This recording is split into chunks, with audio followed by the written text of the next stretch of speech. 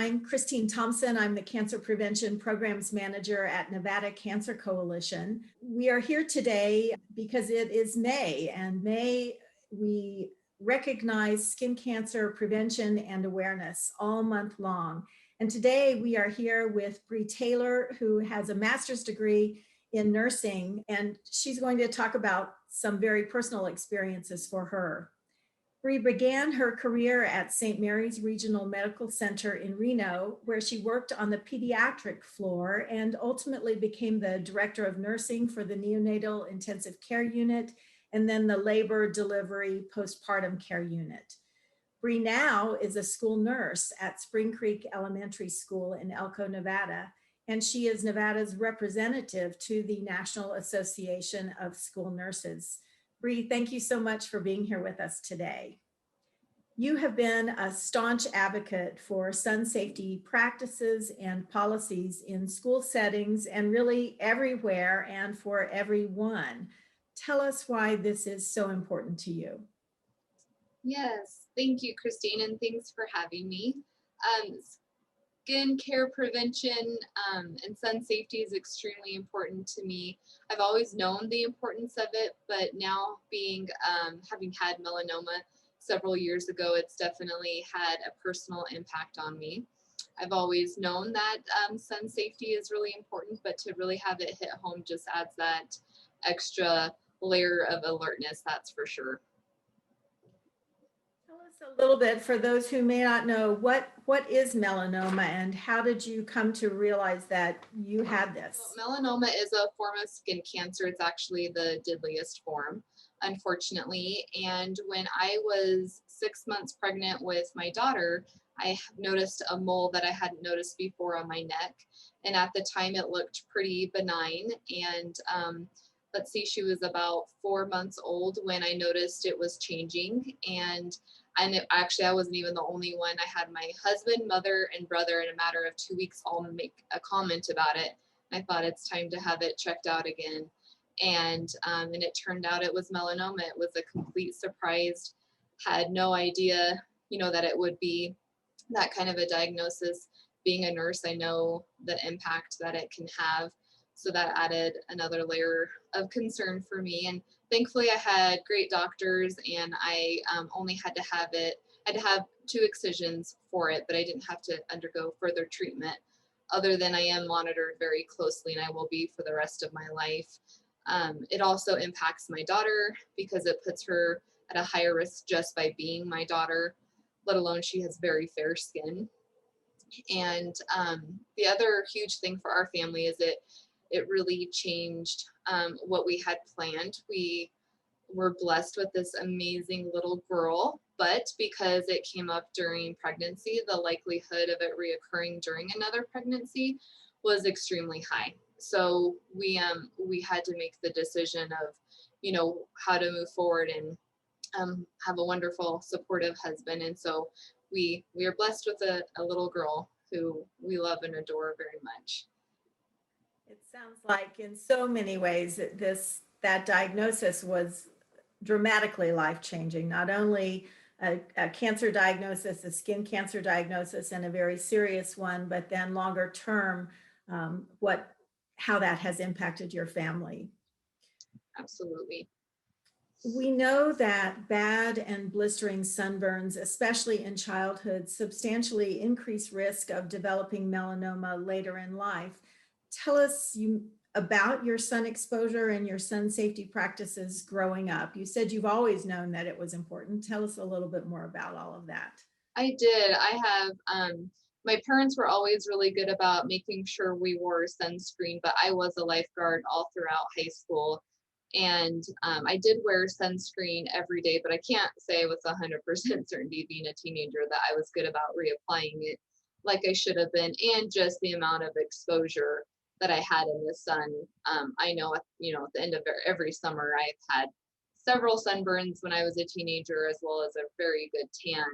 And then into young adulthood, I did use the tanning bed several times, which we know can definitely increase the risk for skin cancer. And even into, I would say, my 20s, I I knew the awareness. I knew that I should be wearing sunscreen, and I did, but I don't think I took as good of care of my skin as I could have. Yeah, the recommendations are that we apply, when you're out in a swimming suit, at least a full ounce of sunscreen over your whole body and reapply at least every 2 hours and more frequently if you're sweating or swimming. And you were certainly in one of those positions and with your job where it would have been even more important. Sure. You have told me that after your diagnosis, you reached out to family members to see if there was a family history of skin cancer. And what did you learn? What in your genetics may have played a role in your body developing melanoma? Mhm. Yeah, that's a great question. So I definitely did reach out, and I've had one uncle on my dad's side who had melanoma also, which I had no idea about until again asking him. And it was on his leg, and the dermatologist thought for him that it was sun exposure. He lives in Las Vegas. He coached both his girls softball teams, so he was outside a lot. Very fair skin, and again, sunscreen application wasn't what it should have been. So definitely both he and I learned that lesson, but they don't thankfully think that there is a family history that we know of, since it was just the two of us and there was significant sun exposure. Yes, yes. Some of the data does tell us, though, that 1 in every 10 melanoma patients has a family member who also has been diagnosed. So knowing one's family history is important for so many different types of cancer and including melanoma. You mentioned a moment ago that in addition to your sun exposure as a teenager and as a lifeguard, that I think maybe in college you used tanning devices, a tanning bed. That also is another known risk factor for increasing chances of developing melanoma. Tell us a little bit about, was that tanning bed readily available near where you were going to school? How did you come to make that decision to use and then to use a tanning device and then to stop doing so? Mhm. Yeah, that's actually a great question. So yes, it was in college, and the apartment complex that I lived at with my friend had tanning beds. It was part of the gym. So just by living in the apartment complex, I had full access to the tanning bed. And the interesting thing is I would say I didn't use it any more than 10 times total in my life. But just knowing each time you are in the tanning bed, the amount of exposure you have to those rays is just, it's not good for our skin. And more education, I think, especially to the younger population, is so important to understand the negative impact that it has in the long term and potentially life changing. Right, right. And we're here in Nevada. We are very proud that our state was the fourth state in the nation to pass a law prohibiting tanning device use by anyone under age 18. It is against the law for tanning establishments to allow teenagers to use those devices because we do know they're a recognized and known carcinogen, but so many people just don't know that. And as you mentioned, there are many unregulated tanning device opportunities, if you will, in places like apartments. They're an amenity that is marketed as to people who perhaps don't know as much as they should. So thank you for sharing that with us. You mentioned that your melanoma developed while you were pregnant, or at least that mole became apparent to you, and then after you delivered your daughter, that's when you noticed things start to change. There's Tell us a little bit about, if you will, what are some of the things that you saw? What should people look for? I know we talk about the A, B, C, D, E's of melanoma. What are those, if you can share that with us? And then what did you notice on yourself? Hmm. That's a great question. So I'll I'll go, I guess, kind of through the ABC. DEs while I talk about the mole. So it was actually in an interesting place. It was right here on my neck, which isn't a real common place because, you know, through hats and stuff, there is some shade offered and protection from the sun. But at first it just looked like a typical mole. And as time went on, so with the ABCD, so asymmetry, I started to notice that it was growing a little bit irregular. The B, the borders started becoming different. They weren't the same. Let's see, C, the color, there were different colors within it, so different shades of brown. D, the diameter, so it started definitely getting bigger, not just in width, but actually the way it was evolving out. And it was those characteristics that really brought attention to myself and my family that I needed to be seen by my dermatologist again. Yes, so it sounds like you had every single one of those A, B, C, D, E's, the asymmetry, uneven from one half to the other, vertically or horizontally. The border became irregular, your color changes, diameter, it was growing in size and then evolving, especially that most important of all, whether a mole is changing over time. So Mm-hmm. you were very fortunate to get in and be seen by dermatologists. And I know you mentioned continuing care. If you will, please just share with us, you know, for someone like you, how frequently do you need to be seen, and what might others expect in terms of their own follow-up for skincare? Mm-hmm. Yeah, good question. So initially after being diagnosed and the immediate, you know, treatment of the area, you're seen every 3 months, full head to toe skin check. And then I can't remember right now off the top of my head how long it's the every 3 months, but I know it was several times for me. And then it goes to every 6 months. And if those continue to go well, then it's once a year. And for the rest of your life, it's once a year. And really that's recommended for everyone to have their skin looked at once a year. Although I have not gone to the once a year because I have had abnormal moles or the results were abnormal of moles since then that have been removed. And it's one of those where had they not been removed, could they have turned into skin cancer? We're not sure.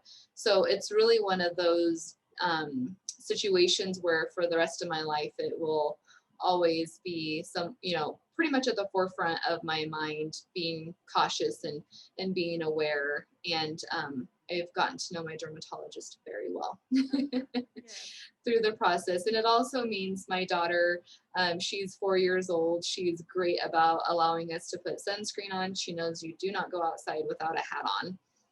She's really good about that. We're working on sunglasses, but they are very important, especially for her pretty blue eyes. Yes, yes, indeed. Well, and you mentioned it's recommended that people have an exam by a dermatologist or a healthcare provider at least once a year.